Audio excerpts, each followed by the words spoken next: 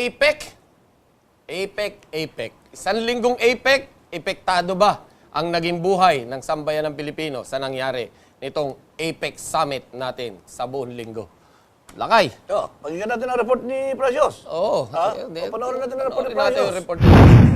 Muling pinagtibay ng 21 world leaders ang katatapos lang na Asia-Pacific Economic Cooperation o APEC Leaders Summit 2015 na ginanap sa bansa. Sa kanilang deklarasyon sa APEC, kinilala nila ang patuloy nitong kahalagahan bilang gabay sa pangunahing layuning paunlarin ng rehiyon sa pamamagitan ng pagpapaluwag ng trade and investment. Kanila ring pinagtibay ang hangarin para sa balanse, inclusive, sustainable, innovative at matatag na paglago sa APEC region. Ito raw ay sa pamamagitan ng pagkakasundo sa isang APEC Strategy for Strengthening Quality Growth mula ngayong taon hanggang 2020. Tiniyak naman ng APEC leaders na paigtingin ang kampanya laban sa kahirapan sa mga bansa sa Asia-Pacific region. Panawagan ng APEC leaders na lalo pang palakasin ang mga ginagawang hakbang upang tuluyan ng maibsan ng kahirapan sa Asia-Pacific. Pagdating naman sa pagsugpo kontra terorismo, nanawagan ng mga world leaders na mas palakasin pa ang kooperasyon laban sa terorismo. Sinabi ng mga ito na urgent na paiigtingin ang pagtutulungan at pagkakaisa ng mga bansa sa kampanya laban sa mga terorista. Ito ay bunsod na rin umano ng terror attack sa Paris na ikinasawi ng mahigit 100 katao at iba pang karahasan lalo na sa Middle East. Nangako rin si Canadian Prime Minister Justin Trudeau na gagawa ng solusyon ng mga basurang galing Canada na dinala sa Pilipinas. Sinabi ni Trudeau na inaayos na nila ang legislation sa Canada para maresolba na ang problema. Ayon sa Prime Minister, tiniyak niya na hindi na mauulit ang nangyaring problema at pananagutin ang mga responsableng kumpanya. Samantala, hindi man gaanong napag-usapan ang issue ng territorial dispute sa West Philippine Sea, sinabi ni Pangulong Aquino na napag-usapan nila ni US President Barack Obama ang issue sa maritime security at maritime dispute, kung saan ito iginigiit ang paninindigan nito para sa freedom of navigation at overflight sa South China base sa umiiral na international law. Noong Biyernes ay isa-isa nang umalis sa bansa ang mga world leaders. Pinasalamatan ni Pangulong Aquino ang lahat ng nagtrabaho para sa tagumpay ng hosting ng Pilipinas sa APEC Leaders Summit. Pero sa kabila na naging matagumpay na pagdaraos ng APEC, maraming commuters at motorista ang naglakad ng napakahaba at ang ilan ay na-stranded pa sa daan dahil sa napakahabang traffic sa ilang lugar sa Maynila. Ito'y bunsod ng mga sinaradong mga kalye sa Maynila na daraanan ng mga world leaders. Pero sagot naman ng mga otoridad, hindi naman daw nagkulang sa paalala ang gobyerno na manatili na lamang sa kanilang mga bahay at huwag nang byumahe sa kasagsagan ng APEC Summit. Pero sa natapos na APEC Summit, tinanong ng hotspot ang ilan nating mga kababayan kung ano nga ba ang inaasahan nilang pagbabago sa bansa matapos ang APEC. Ang inaasahan ko po na pagkatapos po ng APEC, magkakaroon po ng mas magandang ekonomiya yung Pilipinas dahil nagkaroon po nalaman po ng iba't ibang mga pangulo ng ibang bansa yung mga problema na meron tayo dito sa Pilipinas. At magkakaroon tayo ng mas malayang kalakalan na magpapaunlad sa ekonomiya ng ating bansa. Inaasahan ko sa yung APEC na dumating nung nakaraan, siguro may matulong yon kasi yung mga buong mundo, yung mga leader ng iba-ibang bansa, nakapokus sa Pilipinas. So may mga oportunidad na darating sa magbubukas ng mga negosyo, ganun, may mga tulong na trabaho, ganun. Sana maraming trabahong dumating dito sa Pilipinas para sa mga Pilipino. Sana marami yung yung sinasabi nilang transportasyon, MRT, sana matupad yon. Ang inaasahan sa APEC ay sana maging maunlad yung ating bansa at sana maging yung pinagmitingan nila magagamit natin sa ating bansa, hindi na puro lang forma. Precious Aquino para sa Hotspot. Unahin natin yung mga magagandang puntos ng APEC. Tigisa tayo, Lakay. Tigisa? Tigisang barko tayo. Magbibigay daw si Papa Barack Obama Ng lumang bago. Ng lumang bago. Lumang aalis doon, pero pag na-repair dito, magiging bago. Bago na. Yan. Siyempre. Kaya bago ang lahat. Maraming salamat po sa lumang bagong barko. Ha? Pero ito raw wag naman sana nung World War II na barko ang ipadala sa atin, ha? Oo naman, Dahil oo baka may dala pang mumu yan. Alam mo na, mga, may mga ligaw na kaluluwa pang nakasakay dyan. Ha? Dahil medyo panlaban daw, ha? Depensa daw laban sa pangaagaw ng China ang pakay nito. At pinalalakas daw ang ating depensa. Tama. Ano ilalakas ng depensa natin? Kahit na gawin mo pang 20 ang barkong yan, ano maidedepensa ng Pilipinas? Ang gawin nyo riyan, you know, there in America, you should teach us how to be united to all the people around ASEAN, including the Chinese and, you know, Asian countries. Di ba? Kaya sumunod yung ayaw meeting, may ASEAN Summit kagad. Ayaw kasi ng Amerika na magkaisa-isa tayo. Oo. Dahil pag nagkaisa-isa nga naman, magiging threat tayo sa kanila, no? Hindi tayo kontra sa mga Amerikano, pero ang sinasabi natin dito, hindi ho ba mas maganda kung ang naging pahayag ni President Barack Obama, ayusin natin to. 'Di ba? Kami ang pinaka big brother nyo, kami ang gigit na. Pag-usapan natin to. 'Di ba? Pwede namang gawin 'yun Kaya lang hindi pinag-usapan. Hindi pinag-usapan. Dahil nga naman, ang naging pahayag niya, para bang sinasabi, sige, awayin mo tong small brother Philippines namin. Aawayin din namin kayo. Parang ganun pa yung dating. Parang nag-agitate pa. Huwag po tayo padadala sa ganyan. Tayo po, bilang mamahayag, hindi po tayo sang-ayon na magkaroon ng ganyang girian. No?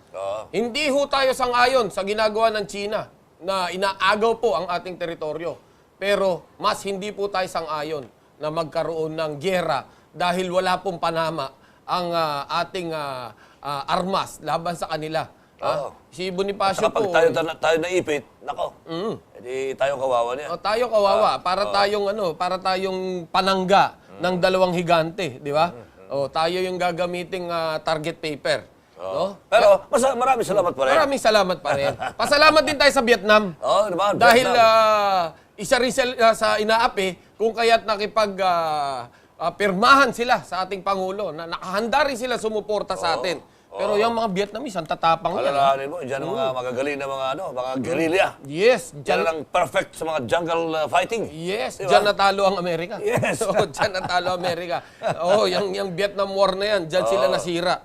Di ba? And of course, yung iba pang mga bansa na nagpahayag ng suporta sa atin. Pero sa susunod sana... Yung Canada ba, nagbayag ng suporta? O kukunin na niya yung basura niya? Wala pa? Wala Walang malinaw na sinabi. Pero parang yung mga bulok na politiko natin dito sa Pilipinas kung magsalita, we will conduct investigation on this. Parang gano'n ang dating. Di ba? Yung basura, para sinabi niya, nandiyan na sa inyo yan. Huwag nyo na ibalik. Pangit naman yun. Di ba? Yan ang mga positibo. Yung positibo, may dalawang gwapo na dumating. Yun ang pinagputaktihan doon sa Facebook. Yes, Si Trudeau, tsaka si Nieto. Pinagsama nga pala yung picture ni Nieto at saka si Pangulo Ninoy. Oo. Sa kaliwa, si Nieto raw. Sa kanan, si Pangulo, ano yun? Si Nieto yung sa kaliwa. Di ba? Si Trudeau, di ba? Si Trudeau, si Nieto, tapos Nieta. Diba? Ano pinagsasabi ng mga tao sa Facebook talaga? Kunti respeto sa ating Pangulo. Naman. Kung galit kayo, sige na. Solohin nyo na lang yung Nieta. Huwag nyo lang sabihin sa Facebook dahil may bata pong nakakabasa niyan. Di ba? Okay. At alam mo, ang tunay ng Nieta, hindi naman si Pangulo. Sino? Yung mga naglalagay pa sa Facebook na para bantuan-tuwa na nabilad yung ating mga kapatid sa traffic at naglakad ng ilang kilometro. Alam mo, mapapanyeta ka talaga sa nangyaring ito, no? Hindi po natin alam kung paano tayo magsisigaw at magdidepa doon na, alam mo, First time na mga naglakad. Akala ko nga pagkatapos ng APEC, Pangulo, yung mga taga riyan sa Cavite, sa South, Las Piñas, Muntinlupa, na mga naglakad ng mga ilang oras, akala ko ayaw na nila sumakay ng sasakyan Kasi nasanay na sila sa paglalakad. nasanay ilang na. araw lang naglalakad sila. Ilang oras. Diba? Sinasabi na 10 billion ang inubos natin dyan 10 sa billion. APEC na yan, no? Pero hindi natin binilang kung ilang bilyon naman ang nalugi sa Pilipinas. Di ba? Kung ilang bilyon ang nalugi sa lahat ng negosyante na naapektuhan. Yung mga sinara nilang kalye, alam mo, hindi sila nagpalabas ng mga pahayag at nagsabing babala na wag na kayong dadaan at isasara lahat ito. Oo. Dahil alam mong katwiran ng mga intelihente dyan sa PNP at sa AFP. Ha? Hindi raw pwede sabihin dahil baka raw maging security risk. Abay, napakawalang hiya nyo.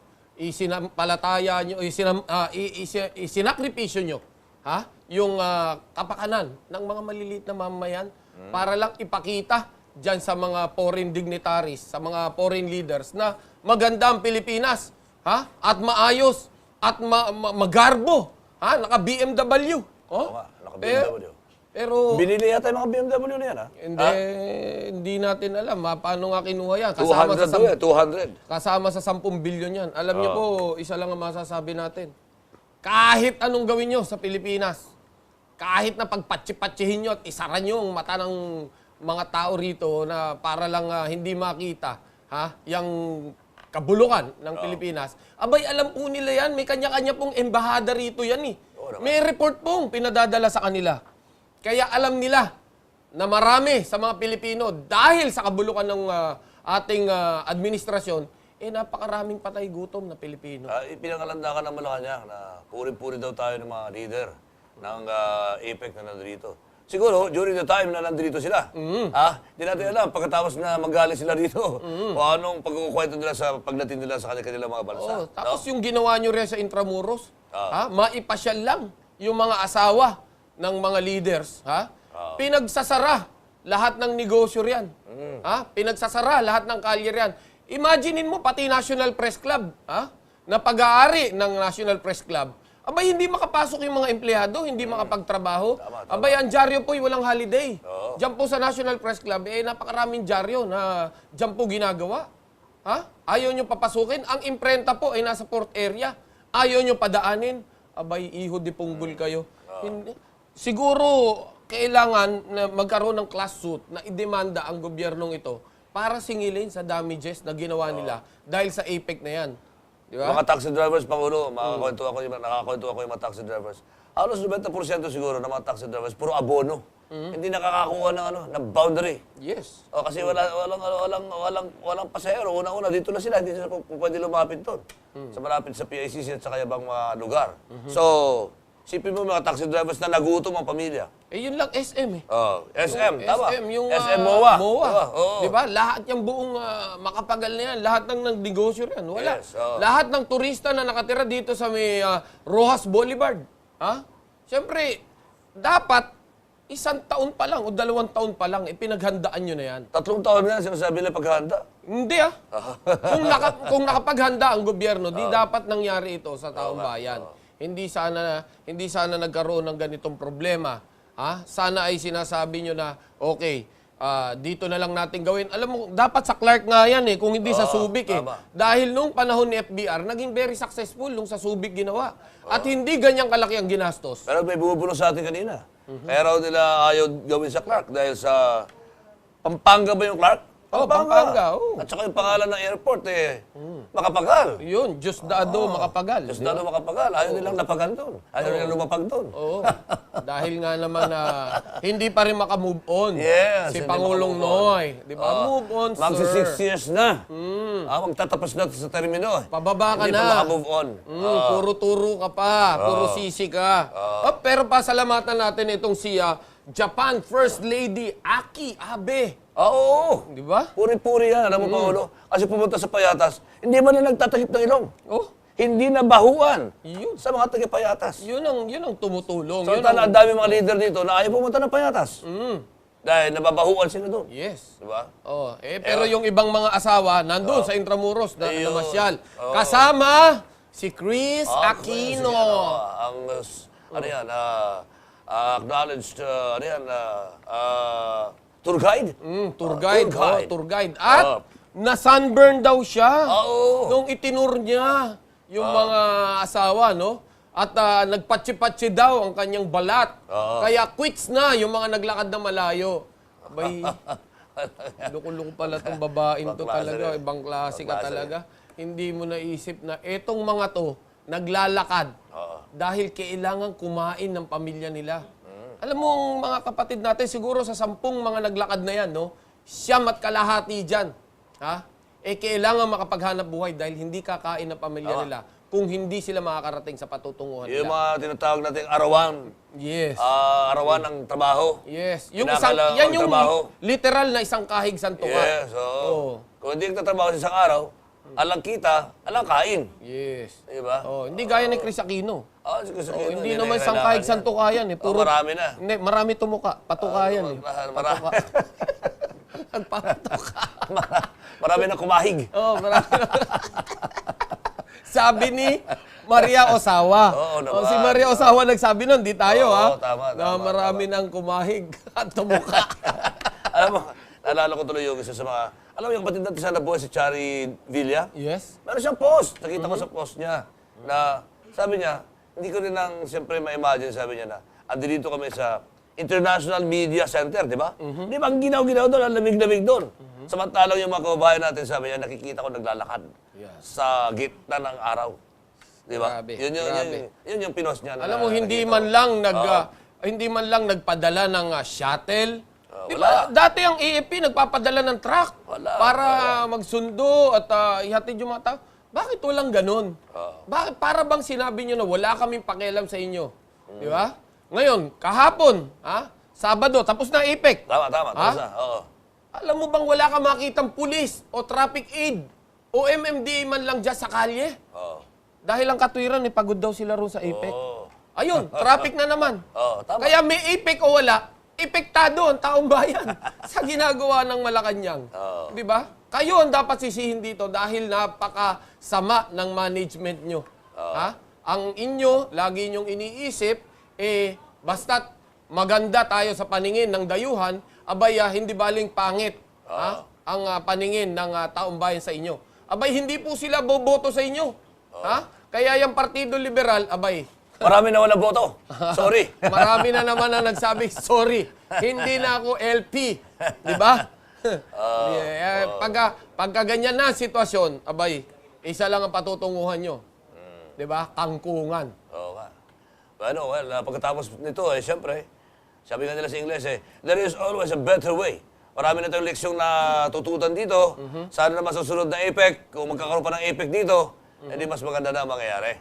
Di ba? Hindi, sa atin kasi ang nangyari is history repeats itself. Yun na nga. Yun lang ang ginagawa natin dito na, sige na, gawin na natin. Alam mo, parang yung nagpapayo sa ating magaling na Pangulo Sir, ganito gawin natin. Okay yan.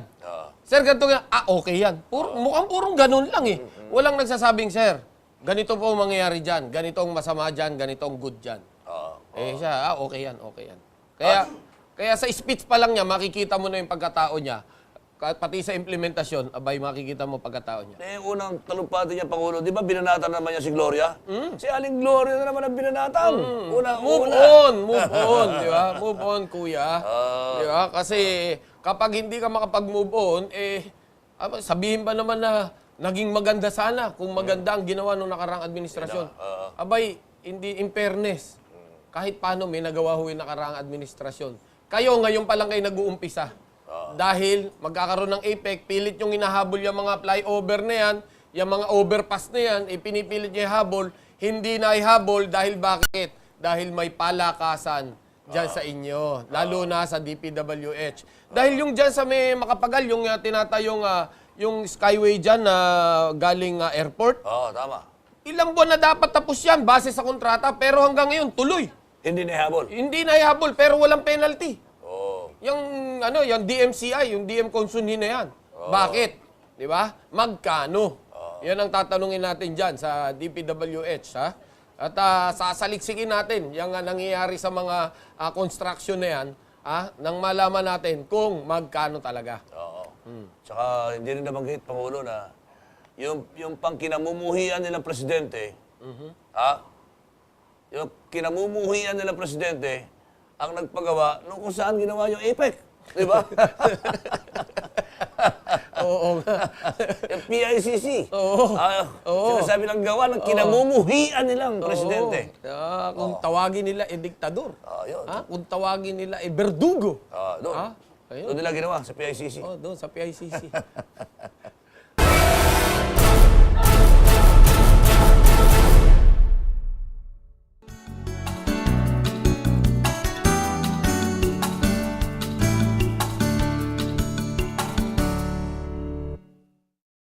Going up? Robust. Astig to. Wanna ride? Robust. Astig to. Wanna come in? Robust. Astig to. Robust. Astig to. Robust. Astig to. Robust.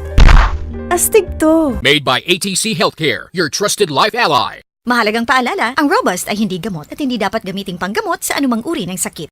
With proper diet and exercise, ugaliing uminom ng ATC Coenzyme Q10 everyday. ATC Coenzyme Q10. You're in good heart. Made by ATC Healthcare, your trusted life ally. Mahalagang paalala, ang Coenzyme Q10 ay hindi gamot at hindi dapat gamiting panggamot sa anumang uri ng sakit. With proper diet, exercise, and the right nutrients, ang ATC Fish Oil ay may omega-3 fatty acid, mapapangalagaan ang puso mo. ATC Fish Oil.